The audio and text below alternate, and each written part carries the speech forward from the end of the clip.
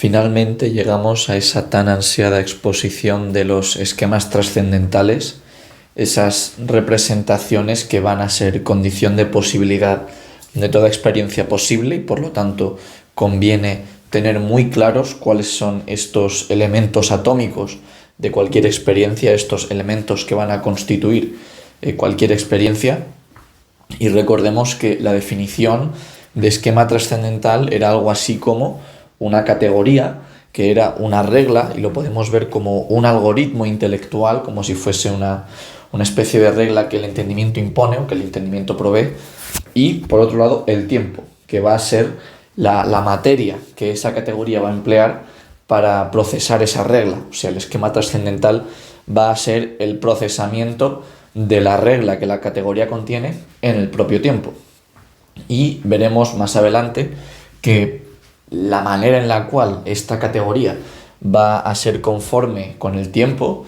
va a ser muy específica, va a ser un tipo de acto de síntesis muy específico, esa síntesis especiosa, esa síntesis figurativa que comentamos en el vídeo anterior. Y esto, pues bueno, son características de nuestro sujeto trascendental que tampoco podemos demostrar, pero uno debe ser consciente, como ya veremos en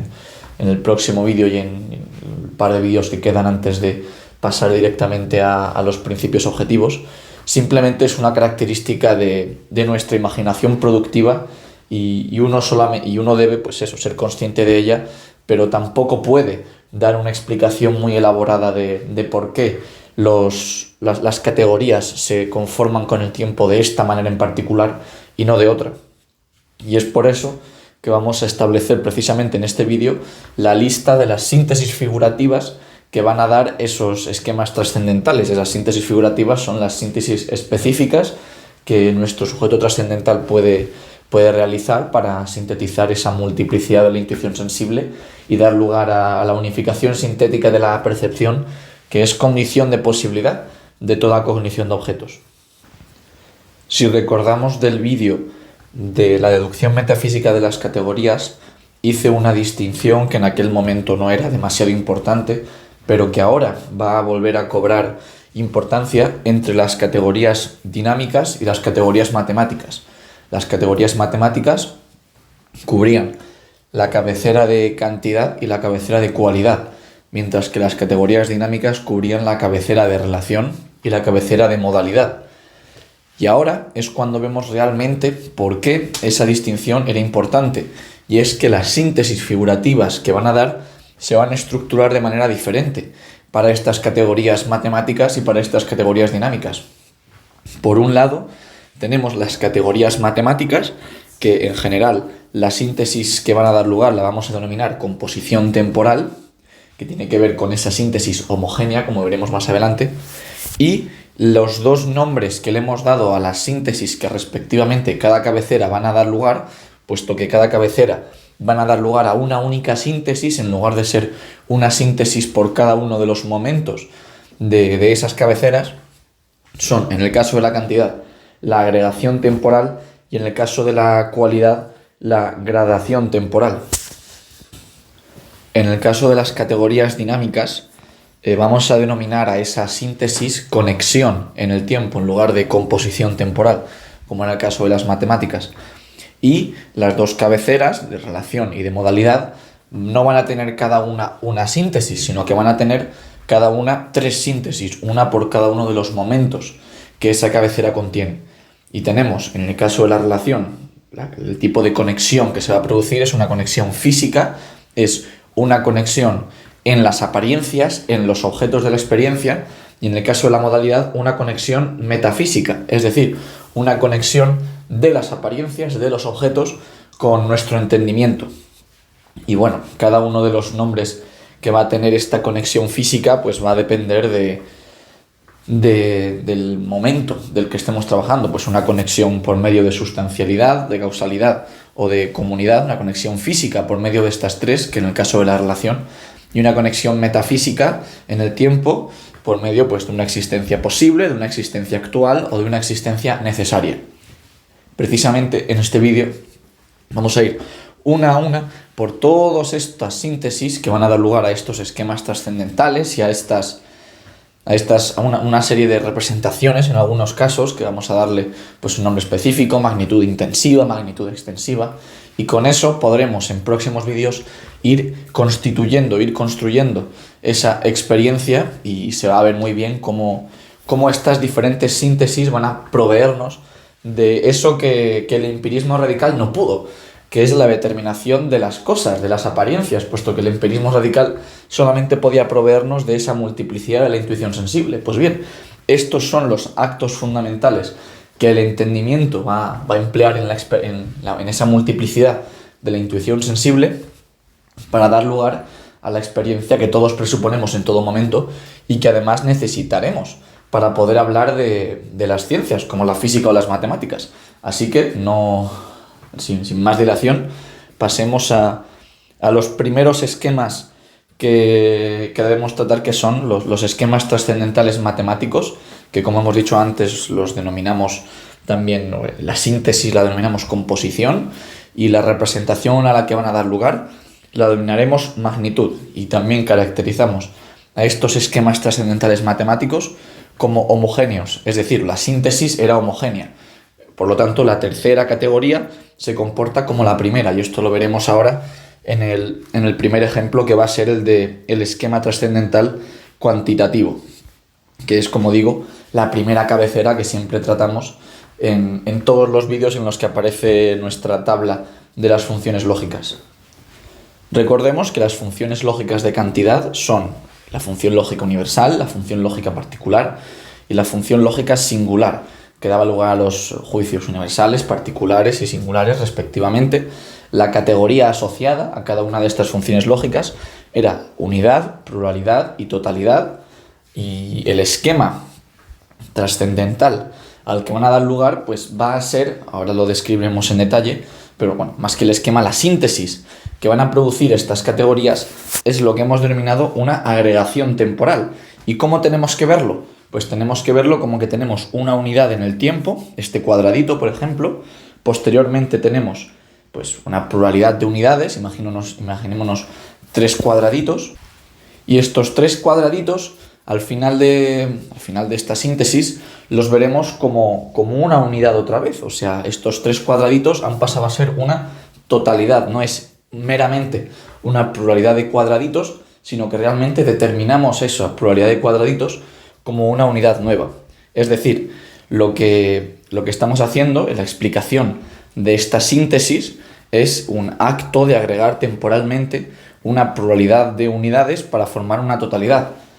Y esto es básicamente lo que el esquema está haciendo. O sea, en el tiempo vamos, de alguna manera, partiendo representaciones en unidades para dar lugar a esas pluralidades y luego sintetizarlas en una totalidad, no tiene más. Y la representación a la que da lugar este esquema es lo que denominamos una magnitud extensiva, que todos se pueden imaginar lo que puede ser. Una magnitud extensiva es esa magnitud en la cual la suma de sus partes da lugar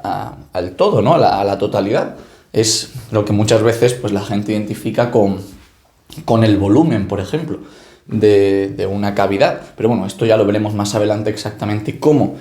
este esquema de cantidad va a tener que ser aplicado, por ejemplo, al espacio y al tiempo. Pero recordemos que al ser una síntesis homogénea, la totalidad se ha convertido en una nueva unidad.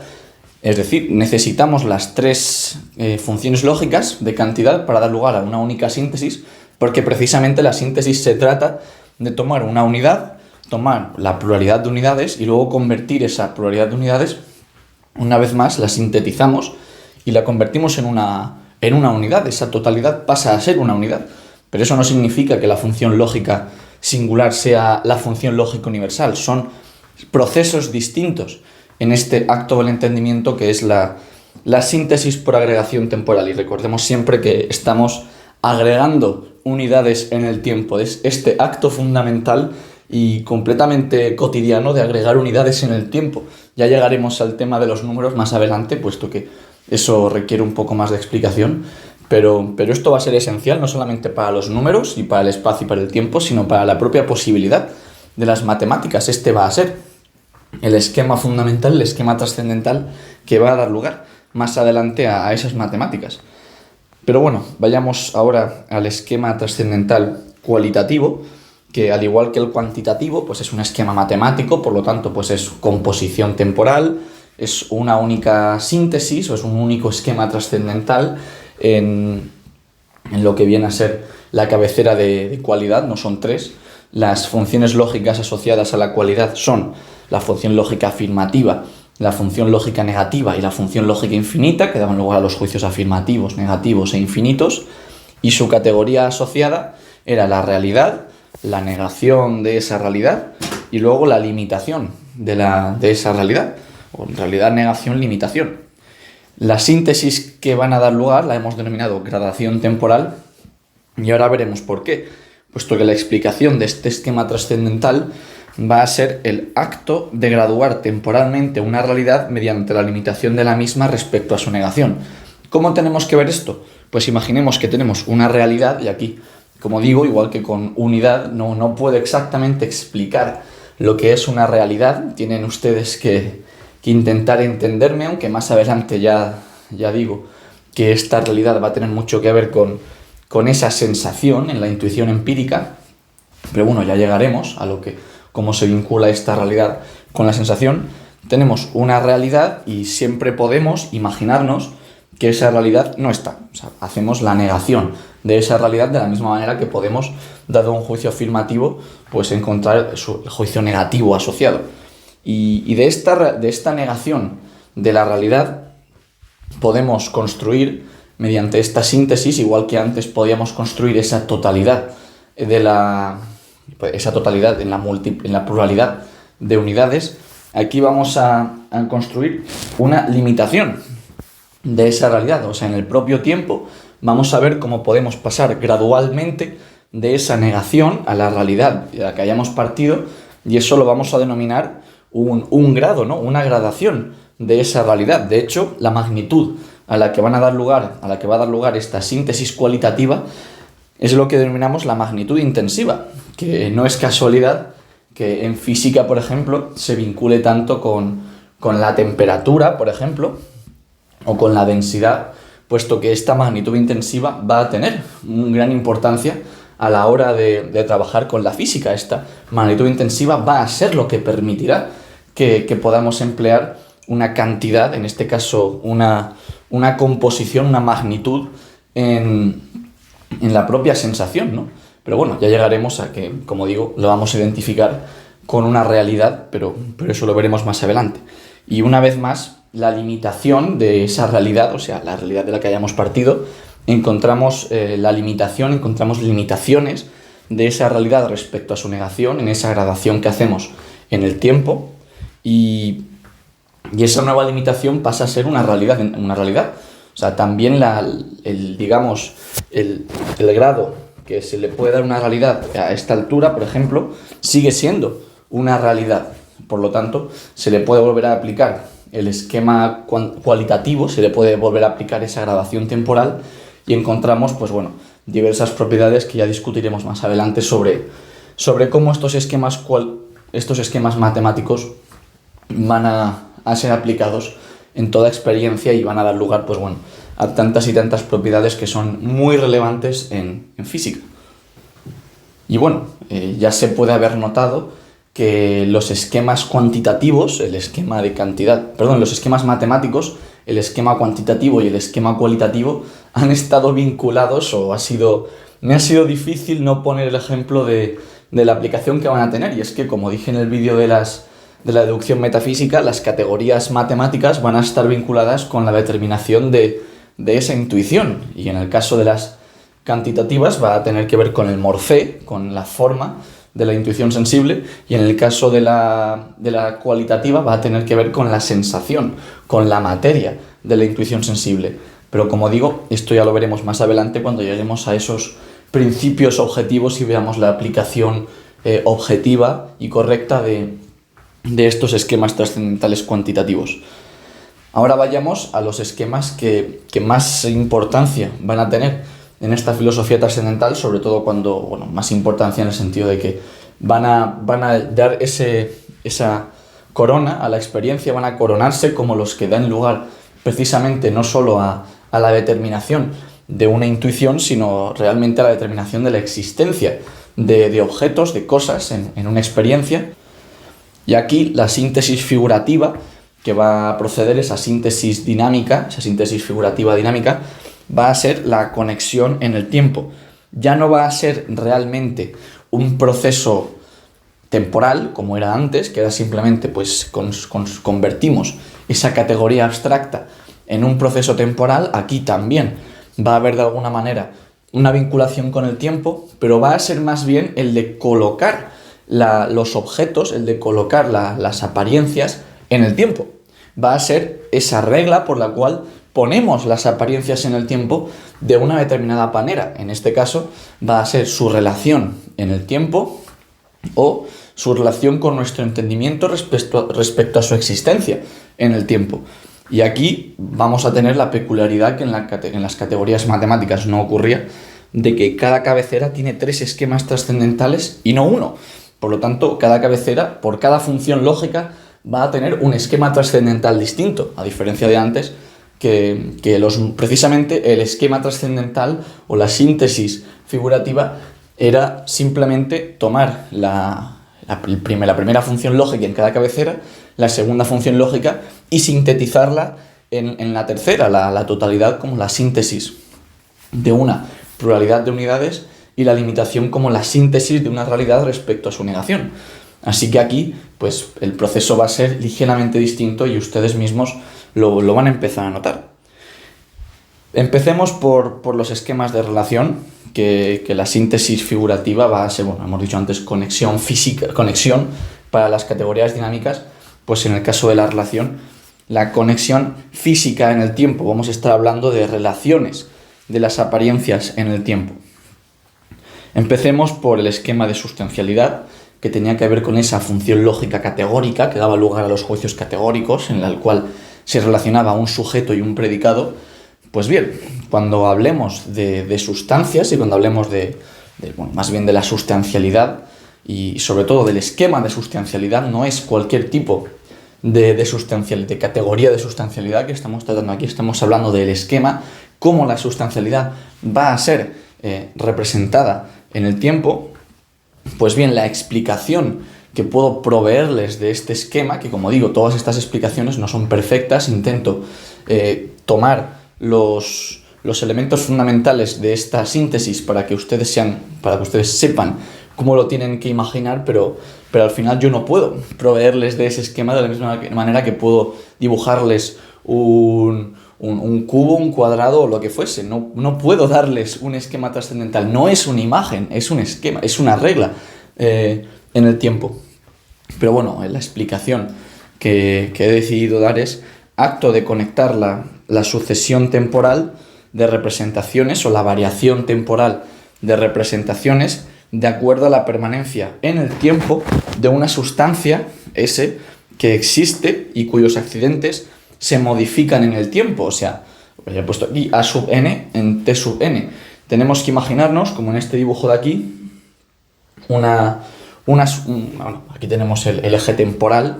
y vemos que en este eje temporal vamos a identificar los distintos tiempos, T1, T2, T3, como distintos accidentes de una misma sustancia que permanece. La sustancia va a subsistir en el tiempo, va a existir de manera permanente en el tiempo y los accidentes van a ir cambiando. De alguna manera, la sustancia va a ser el correlato de ese tiempo. Y aquí, bueno, he puesto en el cuadradito que S existe, subsiste en el estado A sub n en el tiempo T sub n. O sea, por cada,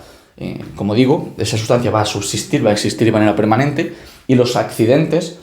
van a ser la determinación, va a ser el estado, la manera, el modo en el que esa sustancia existe, en el que esa sustancia subsiste. Y puesto que los accidentes van a ser los modos de existencia de esa sustancia, si lo queremos ver así, vamos a encontrarnos que va a haber relaciones en cómo esos accidentes van a estar en el tiempo. Y es aquí donde, de la misma manera que los juicios categóricos son los juicios atómicos y que las relaciones hipotéticas y disyuntivas son precisamente relaciones entre, esencialmente, juicios categóricos, pues aquí las categorías o los esquemas de causalidad y de comunidad van a hacer precisamente eso, van a trabajar con las relaciones de los accidentes de estas sustancias en el tiempo. Y puesto que los accidentes son los modos de las sustancias, el cambio en los accidentes de una sustancia va a ser la modificación de estos accidentes. Por lo tanto, el esquema de causalidad, que está vinculado con la función lógica hipotética, los juicios hipotéticos que relacionan un antecedente y un consecuente, va a ser el acto de conectar la modificación de los accidentes de una sustancia en el tiempo. Tenemos que imaginarnos que, por ejemplo, la sustancia S está en el accidente A sub 1 en el tiempo menor a t sub 0 y en el accidente A sub 2 en el tiempo mayor a t sub 0. Y conectamos esta modificación, esta transición del accidente A sub 1 al accidente A sub 2 como el efecto producido por una causa que va a ser en el tiempo menor o igual a t sub 0. Es decir, si vemos el diagramita este de aquí, tenemos tenemos t sub 0 y en el tiempo menor a t sub 0 la sustancia S está en A sub 1, en el modo A sub 1, y en el tiempo mayor a t sub 0 la sustancia S está en el modo A sub 2. Y entendemos que esta modificación, que este cambio de los accidentes se ha producido como efecto de una causa que estaba en ese t menor a t sub 0. O sea, este esquema de causalidad es, digamos, la manera básica en la que relacionamos esas causas y efectos en la experiencia. Es, digamos, la causalidad fundamental. Y como digo, procede de esa función lógica hipotética que va a vincular que va a conectar de manera necesaria las modificaciones de una sustancia, no simplemente como una transición y ya está, como una sucesión temporal, sino realmente como una conexión de causas y efectos en el tiempo. Y bueno, he escrito aquí una vez más pues un pequeño resumen en el recuadro. La modificación de A sub 1 en el tiempo t menor a t sub 0 a A sub 2 en el tiempo t mayor a t sub 0 en la sustancia S es producida por una causa en t menor a t sub 0. Y bueno, como digo, ya discutiremos exactamente cómo se aplican estas categorías, estos esquemas de relación en la experiencia, en los principios objetivos. Pero vayamos al último esquema de relación, que si antes hemos hablado de sucesión temporal, de modificación temporal como sucesión en el tiempo del accidente A sub 1 al accidente A sub 2 de una sustancia, en la comunidad ese esquema de comunidad va a estar vinculada con la función lógica disyuntiva.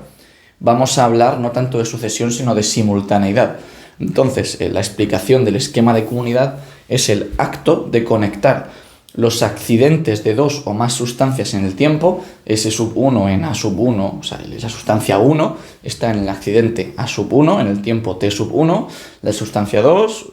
está en el accidente A sub 2 en el tiempo t sub 2, etcétera, etcétera, de tal manera que se encuentra en interacción recíproca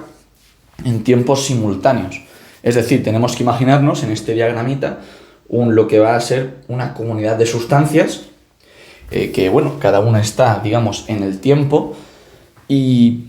para poder decir o para poder entender que esas sustancias están, lo que hace el esquema es precisamente proporcionar una regla para que esas sustancias que están en tiempos simultáneos, o sea que t sub 1 es igual a t sub 2, que es igual a t sub 3, se encuentren en interacción recíproca. O sea, se encuentran en interacción mutua entre ellas, entre, pues como digo, dos o más sustancias. Y bueno, esta es básicamente la regla, esto es el esquema que los juicios disyuntivos nos proveen mejor dicho, la función lógica disyuntiva provee para sintetizar la multiplicidad de la intuición en este esquema de comunidad. Y bueno, pues hemos visto que las tres funciones lógicas de relación tienen que ver con esas relaciones en el tiempo. En primer lugar, una relación de subsistencia y de accidentes de esa sustancia que existe como permanente en el tiempo. Por otro lado, la categoría de causalidad va a vincularse con esa sucesión temporal que ha sido causada, esa modificación de los accidentes que es sucesiva y que ha sido causada por una causa, valga la redundancia. Y finalmente la comunidad, que va a tener que ver pues con esa simultaneidad de los accidentes de una sustancia que se encuentran en interacción recíproca. Pues de la misma manera que los juicios disyuntivos se pueden entender como una relación mutua o recíproca de juicios hipotéticos por esas reglas de inferencia que nos permiten pasar de juicios disyuntivos a juicios hipotéticos, la comunidad se va a entender como una interacción o una causalidad recíproca entre los accidentes de una sustancia que por lo tanto no va a ser sucesiva, sino simultánea. Como digo, esto puede sonar un poco abstracto y un poco complejo. Estoy intentando elucidar estos esquemas para que ustedes tengan una pequeña noción, una pequeña regla en su cabeza de cómo deben interpretarlos. Como vemos, no es únicamente pues poner el tiempo y ya está, o poner la categoría y ya está, sino que realmente se está produciendo una síntesis, se está produciendo una especie de acto en su manera de unificar la multiplicidad de la intuición sensible, de tal manera que la regla está bastante clara, aunque sí que por lo menos es bastante concreta, específica, aunque ciertamente pues puede no estar muy clara para uno y puedes decir, bueno, no entiendo exactamente esto del esquema de comunidad, de causalidad, de sustancialidad, qué es lo que nos están queriendo decir en estos vídeos, pero yo creo que más adelante se entenderá un poco mejor. Aquí simplemente los estoy mostrando, puesto que son los esquemas que estamos presentando aquí. Son 8 esquemas, 2 matemáticos y 6 dinámicos, no hay más, y por lo tanto, con que sepan ustedes a cuál me estoy refiriendo en cada momento, no habrá demasiados problemas, no tienen por qué entender exactamente cómo funcionan todos estos esquemas a la primera, pero al final es la primera vez que los escuchan, y aunque muchos de ustedes ya se pueden estar imaginando cómo eran estos esquemas o cómo iba a ser esta síntesis de las categorías en el tiempo, conviene explicarlas de manera explícita para que, bueno, si alguien tenía alguna confusión, pues que no la tenga, y si alguien la sigue teniendo, pues que al menos tenga un sitio al que acudir donde se comentaron por primera vez. Y ahora pasemos a los esquemas trascendentales de modalidad, que probablemente van a ser los más sencillos, o eso espero, cuya conexión, al final todos los esquemas dinámicos eran conexiones, pues aquí vamos a hablar de conexión metafísica y no de conexión física en el tiempo. ¿Y por qué conexión metafísica? Pues porque a diferencia de las esquemas de relación, no vamos a estar hablando de relaciones de las apariencias en el tiempo o en las apariencias en el tiempo, vamos a estar hablando de la modalidad, de la existencia de esas apariencias o de esos objetos en el tiempo. Y es por ello que hablamos de conexión metafísica, puesto que tiene que ver con la existencia, con la ontología de esas apariencias, de esos objetos con respecto a nuestro entendimiento, que es al final el que provee de esa modalidad, ¿no? En el caso de las funciones lógicas eran problemáticas, asertóricas y apodícticas, que tienen que ver con esos juicios problemáticos, posibles, asertóricos, que son el caso, y apodícticos, que son necesarios. Pues aquí evidentemente vamos a hablar de la existencia y no tanto de la verdad de un juicio, vamos a hablar de la existencia de una cosa, de un objeto. En primer lugar, el esquema de posibilidad, es decir, el esquema de una existencia posible que está vinculado con la función lógica problemática. La explicación que he puesto aquí es el acto de conectar la existencia de una cosa con las condiciones formales de una experiencia posible en algún tiempo. Es decir, tenemos una cosa y queremos ver si existe en el tiempo, pues tiene que estar conectada metafísicamente con esas condiciones formales, esa conformidad con las condiciones de toda experiencia posible, lo que en todo momento hemos estado describiendo aquí. Al final, este esquema de existencia posible no es más que las características de, por ejemplo, nuestra intuición o las características de nuestra síntesis figurativa. El esquema de posibilidad, como digo, es bastante fundamental, lo hemos estado presuponiendo en todo momento, aunque quizá, más que lo hemos estado presuponiendo, se ha estado evidenciando en todo momento, aunque aquí se explicita, es el esquema de posibilidad, de existencia posible, el que está conectando pues una cosa, una apariencia, con que eso sea, pues exista posiblemente en la experiencia, que sea conforme, que sea compatible con una experiencia posible. Y en el recuadrito he puesto, pues, existe T, existe un tiempo, tal que C, tal que esa cosa existe. Es la existencia en algún tiempo. No que exista en un tiempo, sino que pueda existir en algún tiempo. Que haya un tiempo en el que podamos decir que esa cosa existirá, ha existido o existe. Por otro lado, el esquema de actualidad o de existencia actual, que tiene que ver con esa función lógica asertórica, He puesto aquí pues que es el acto de conectar la existencia de una cosa con las condiciones materiales de una experiencia actual en un tiempo determinado. Y he puesto aquí pues una vez más el tiempo en el que se van a conectar o en el que van a conectar estas funciones lógicas de estas categorías dinámicas, y vemos que pues hay en el tiempo t sub 0 hay una cosa, ¿no? Existe una cosa, y es que al final el esquema de actualidad va a tener mucho que ver con, como pone aquí, las condiciones materiales de una experiencia actual. Dada una experiencia, y por supuesto cuando hablamos de actual, cuando hablamos de algo que es asertóricamente así, vamos a tener que apelar a esa materia, y en el caso de la materia de la experiencia, pues evidentemente es la multiplicidad de la intuición, y como no puede ser de otra manera, la materia de esa multiplicidad de la intuición va a ser la sensación. O sea, tenemos que apelar a esas condiciones materiales que, como digo, en última instancia van a llevar a esa sensación para poder decir que algo existe actualmente. Y como digo, no estoy diciendo que si no hay sensación no exista, eso ya lo veremos más adelante cuando veamos la aplicación de este esquema de actualidad, simplemente que tiene que haber un condicionamiento material en una experiencia actual para poder decir que algo existe actualmente. Y aquí he puesto, bueno, que la cosa C existe en t sub 0, es la existencia en un tiempo determinado. Es eso lo que entendemos por actualidad, como que de alguna manera hay una cosa en un tiempo determinado que existe. Y finalmente, el esquema de necesidad, y bueno, cuando hablo de un tiempo determinado, evidentemente eso tiene mucho que ver con una experiencia que se da en un tiempo determinado. Pero bueno, eso ya llegaremos a ese punto. Y por último, el esquema de necesidad, esa existencia necesaria, que tiene que ver con la función lógica apodíctica, que nos decía si un juicio era necesariamente verdadero o falso. Pues la explicación de este esquema va a ser que el esquema de necesidad es el acto en el que la existencia de una cosa se conecta con la experiencia actual a través de condiciones necesarias de la experiencia en todo tiempo. Y esto, pues bueno, todos estos esquemas siempre tienen un poco de una explicación un poco extraña, y hay que realmente ponerse a analizar sintácticamente qué es qué es la explicación que yo he escrito aquí al final. Es muy difícil explicar estos esquemas sin poner un texto algo largo, porque bueno, es algo que es muy fundamental para nuestra capacidad, para nuestro sujeto trascendental. Entonces es complicado explicarlo con palabras que normalmente, pues lo dicho, no intentan explicitar estos esquemas. Lo tenemos que ver como lo siguiente. Si pongo aquí en el tiempo esa existencia, pues la existencia necesaria es la existencia en todo tiempo. Y la existencia en todo tiempo tiene mucho que ver con que, bueno, la conexión de un objeto con lo actual, con la experiencia que se da, es conforme a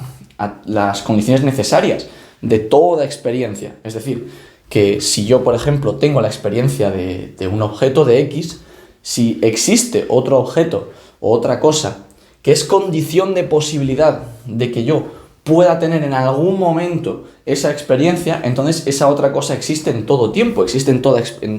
toda experiencia. Y es por eso que en el recuadro de la derecha he puesto que para todo tiempo existe esa cosa, es la existencia en todo tiempo. Y bueno, ya discutiremos esto de qué quiero decir con la conexión de la experiencia actual a través de condiciones necesarias de la experiencia en todo tiempo. Esto ya lo discutiremos, pero bueno, simplemente pueden ver como que la existencia necesaria, algo existe necesariamente en todo tiempo cuando está relacionado pues precisamente con esas condiciones necesarias, con esas condiciones de posibilidad de toda experiencia. Si algo es condición de posibilidad de toda experiencia y además tiene una vinculación estrecha con una experiencia actual, entonces tiene esa existencia en todo tiempo. Pero como digo, todas las explicaciones que yo haga a los esquemas trascendentales van a quedar un poco en saco roto hasta que explique cómo han de ser aplicadas. Pero bueno, en caso de duda, en caso de que alguien tenga curiosidad o que realmente esté haciendo el esfuerzo por imaginarse, nunca mejor dicho, estos esquemas trascendentales, pues yo proveo aquí de una pequeña elucidación de todos ellos, para que luego cuando vayamos a esos principios, pues esos principios de la objetividad, esos principios que nos van a dar lugar a toda experiencia posible, pues todos tengamos al menos una idea, una noción de qué es, cómo se va a poder aplicar la categoría en el tiempo para ser, como dije en el vídeo anterior, uniforme con las apariencias, porque al final, tal y como habíamos tratado esto de las categorías hasta ahora, eran meras representaciones intelectuales, no parecían tener nada que ver con la sensibilidad, pero ahora que estamos hablando de los esquemas vemos cómo el tiempo o la sensibilidad, o en este caso la condición de posibilidad de la sensibilidad, que es el morfé temporal, el tiempo, cómo el tiempo y las categorías van a actuar juntas, van a ir de la mano para dar lugar a estos esquemas y por lo tanto pues ya estamos un poquito más cerca de poder construir la experiencia mediante esas categorías que, como siempre hemos dicho, van a proveernos de esa determinación de las cosas, de los objetos, que el empirismo radical, que la mera multiplicidad de la intuición, que es, como digo, necesaria pero no es suficiente, pues no podían. Y bueno, pues con esto voy a intentar seguir avanzando poco a poco y no sin dificultades en esto de la analítica trascendental y a ver si podemos llegar pronto a esos principios objetivos y todos tenemos ya una visión global de todas estas cuestiones, de las categorías, del tiempo, del morfé, de las matemáticas, de la física, etcétera, etcétera. Así que un saludo.